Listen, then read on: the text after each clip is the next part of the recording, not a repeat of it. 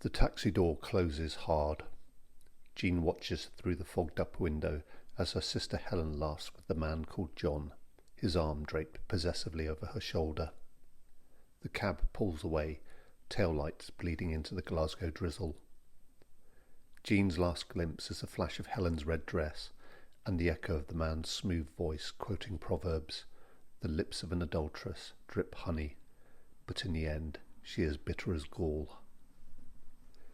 It's October the 31st, 1969. By dawn, Helen Puttock's body will be found in a back garden, strangled with her own tights. But this horror didn't begin here. Rewind to February the 23rd, 1968. The Barrowland Ballroom throbs with the shimmered miniskirts and the wail of the Beatles. Patricia Docker, a 25-year-old nurse, accepts a gin and tonic from a red-haired man with piercing blue eyes. He's polite, well-spoken, until he leans in, murmuring about sin. Hours later, Patricia's body is dumped in an alley, her pearls scattered like broken prayers. 18 months later, Jemima MacDonald, a 32-year-old mother of 4, dances with a man who quotes Leviticus, "Thou shalt not suffer a witch to live." Her corpse is found in a derelict building, posed almost respectfully, legs crossed, handbag placed neatly beside her. Now Helen becomes the third.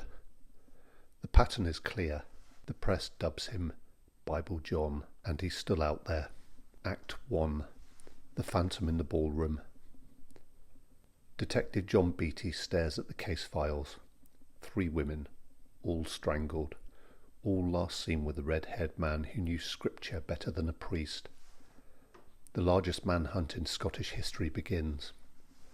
30,000 men are interviewed. 100 detectives are drafted in to work the case.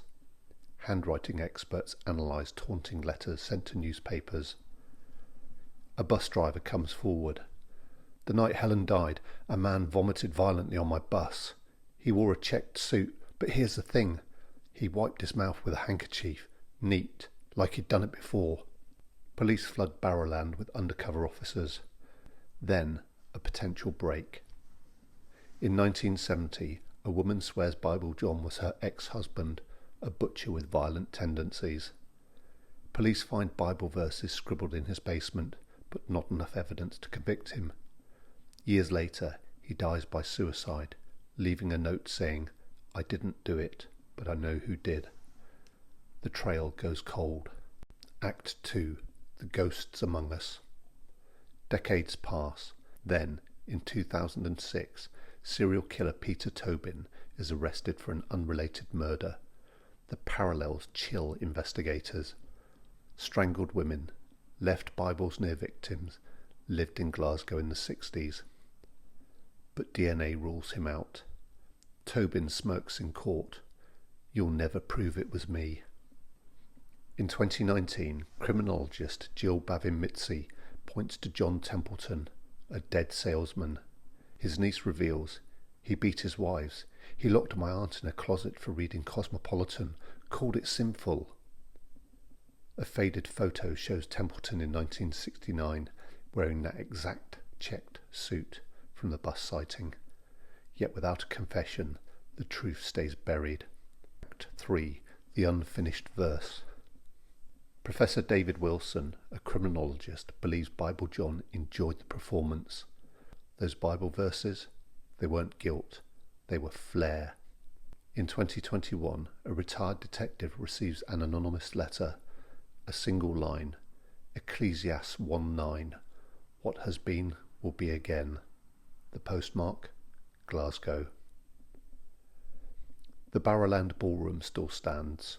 Couples still dance under those same mirrored lights, and sometimes, when the music fades, patrons report seeing an old man at the bar, staring at the spot where Patricia, Jemima, and Helen last laughed.